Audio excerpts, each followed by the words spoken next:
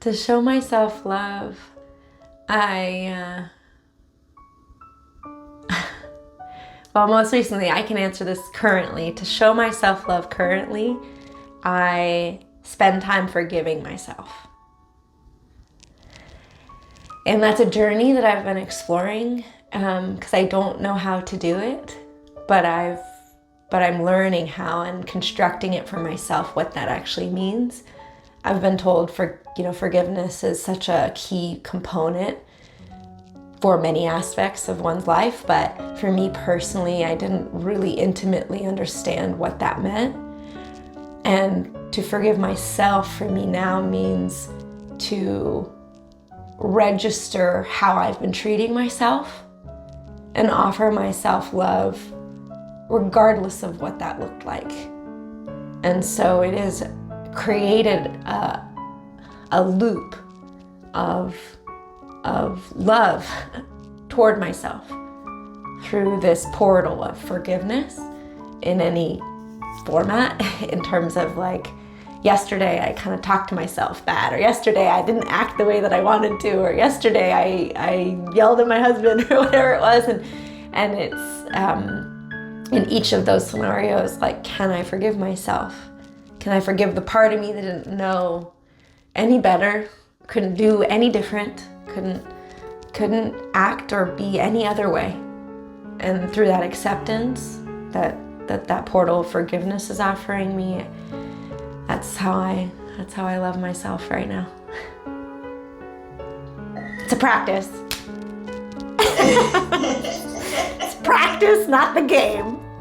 Self-forgiveness is not an off switch, but a process that happens over time through emotional work and reflection. Self-forgiveness requires striking a balance between taking responsibility and maintaining a positive sense of self. When you successfully find this equilibrium, you reach self-forgiveness. In psychology, the concept of self-forgiveness is still relatively new and involves a combination of emotional, motivational, and behavioral changes. Enright and the Human Development Study Group were the first to offer a concrete psychological definition of self-forgiveness as a willingness to abandon self-resentment in the face of one's acknowledged objective wrong, while fostering compassion, generosity, and love towards oneself. The Human Development Study Group highlighted 3 important pillars of self-forgiveness. 1. The release of negative emotions directed toward the self. 2. The cultivation of positive emotions directed towards the self. 3. An acceptance of responsibility. Releasing self-directed negative emotions. When we do something bad, wrong, or against our values, we may be greeted with painful, negative emotions such as shame, guilt, resentment, or anger. We may also have negative thoughts about ourselves, such as, "It's all my fault," or "I'm a terrible person." Self-forgiveness does not mean we skip the step of feeling bad. It simply means that we work through these feelings of self-resentment and then relieve ourselves of them once they've served their purpose. Initially, remorseful feelings can be useful because they motivate us to make amends. Cultivating self-directed positive emotions. As well as putting our negative emotions in our rearview mirror, Self-forgiveness involves fostering benevolent thoughts and emotions toward the self in the form of self-compassion, love, and kindness. Through self-compassion, we can appreciate our shared humanity and acknowledge that we are all flawed and all make mistakes. Acknowledging and accepting responsibility. If you were to only absolve yourself of negative emotions and shower yourself with positive emotions, this would be pseudo-self-forgiveness. True self-forgiveness involves recognizing the wrongness of your actions. When a person has caused harm to another, Doctors Cornish and Wade suggest that self-forgiveness should also include an other-focused component, where the person seeks to make amends with the person they've wronged and recommit to their values. They suggest this would make it less likely that the offense would happen again. In their model, they discuss the 4 R's of genuine self-forgiveness that could be applied in a counseling setting. 1. Responsibility. The person seeking forgiveness takes responsibility and does not lay blame elsewhere. 2. Remorse. Cornish and Wade suggest the individual should work through difficult emotions like shame and guilt to more offense-specific emotions like remorse, which are more likely to motivate people to make reparations. 3. Restoration. The next step is to actively try to make things right, repair relationships, and reaffirm any moral values that were broken. 4. Renewal. This is a place of self-forgiveness, renewed self-compassion, and self-respect. Through this process, the individual achieves moral growth. You might wonder about the people who have no wrong to take responsibility for, as well as breaking the moral codes of our communities. We may chastise ourselves for not meeting some internal, unrealistic, or perfectionist standard. You might beat yourself up for failing a driving test or losing a sports competition. Although you believe you failed or let people down in some way, there is no ill intention, no amends to be made, and no one to apologize to. In this case, developing a more accurate understanding of the limits of responsibility you can reasonably place on yourself could help you unburden yourself of misplaced or excessive perceived responsibility. When working with people to reach self-forgiveness in a counseling setting, self-forgiveness may not be an appropriate focus for healing. For example, when working with victims of a sexual assault, taking responsibility is not warranted, and encouraging self-forgiveness could actually compound harmful feelings of self-blame. Additionally, someone who continues to harm another person, for example, in the case of domestic abuse, is not fully accepting responsibility for their actions. It's possible that relieving negative self-directed feelings through premature self-forgiveness could dull the incentive to change behavior. How to forgive yourself. 8 steps. To foster self-forgiveness in a self-directed way, the following are 2 fundamental aims of the process: working towards acknowledging responsibility and reaffirming your worth. To break it down even further, Here are 8 steps you can take to work towards self-forgiveness. Number 1, identify. Identify the events or behaviors you wish to forgive yourself for. Number 2, explore. Explore your responsibility for what happened. To what extent were you responsible? 3, accept and experience remorse. When you have acknowledged your level of responsibility, try to accept this responsibility. Remorseful feelings that arise may be difficult to sit with, so be kind to yourself in this process. 4, notice thoughts and feelings. Be mindful of your thoughts and look to challenge perfectionist thinking or any unreasonable standards you're holding yourself to.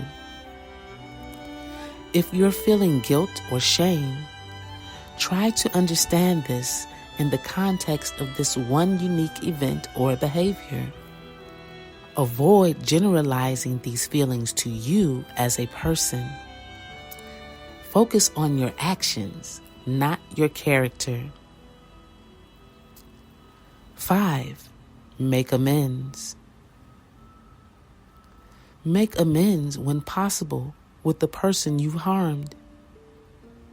If there are no amends to be made, consider whether you're being reasonable in blaming yourself. Number 6, recommit. Learn from the experience and continue to make choices that are in line with your values. By recommitting to your values, you reaffirm that your principles are important to you, which can lead to personal growth. Number 7, nurture compassion. Try to build up good feelings about yourself and get into a more compassionate mindset. How would you speak to a friend who was going through the same thing? Number 8, let go. Let go of any negative feelings about yourself. Notice whether any behaviors or unhelpful thinking processes are continuing the cycle of self-punishment. You're not pretending it didn't happen. You're simply acknowledging that continuing to resent yourself is no longer useful. Treat yourself with compassion and validate your value as a person, perhaps with the use of affirmations or guided meditations. Letting go of the past, forgiving myself for things that I did because of the knowledge that I had at the time, or it was the best I could do. Yeah. Self-forgiveness is necessary for us to move on, learn from our mistakes, and ultimately lead a more fulfilling life. For some people, self-forgiveness may feel like an insurmountable mountain to climb alone. Compassion-focused therapy can help people develop their ability to manage their emotions and the emotions of others. Some core competencies developed during compassion-focused therapy include attention sensitivity. This is a state of mindfulness, looking at and being aware of the suffering of others and the negative feelings we experience as a result. Sympathy. The distress of others can evoke emotions within us, which can motivate us to pursue self-forgiveness. Distress tolerance. This is the ability to tolerate difficult feelings and the negative thoughts and beliefs associated with these feelings. Empathy. Empathy is connecting on an emotional level with the self and others. This is fundamental to deepening an awareness of the consequences of our actions and connecting with our shared humanity. Non-judgment. Non-judgment is letting difficult thoughts and feelings in and sitting with them, and observing the experience from a compassionate perspective. Through sessions, the counselor can encourage you to get in touch with your most compassionate self and ask you questions to help you understand what you need to do for yourself to reach self-forgiveness. Affirmations are positive statements that can help people reconnect with a more compassionate mindset.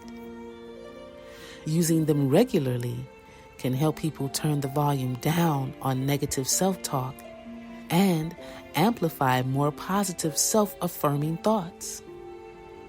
Here are 20 self-forgiveness affirmations that you can try. I am worthy of self-forgiveness. I am human and sometimes I make mistakes. I have learned from my mistakes. I forgive myself for what I did. No one is defined by one mistake or one incident. I have let go of feelings of guilt and shame. I forgive myself as I would forgive others. I deserve to treat myself with compassion and kindness. I love, forgive, and accept myself with all of my imperfections. I am worthy of others' love and acceptance, just as I am. By accepting responsibility for what happened, I have achieved personal growth. I deserve to be able to move on with my life. I welcome kindness, compassion, and love into my life. I care about others and am accountable for my actions. I am wiser today than yesterday because I have learned from my mistakes. I deserve to speak kindly to myself. Making mistakes is an opportunity to gain wisdom. Forgiveness is a strength. Punishing myself forever is unhelpful to me and others. I will continue to live in line with my values as best as I can, as I always have.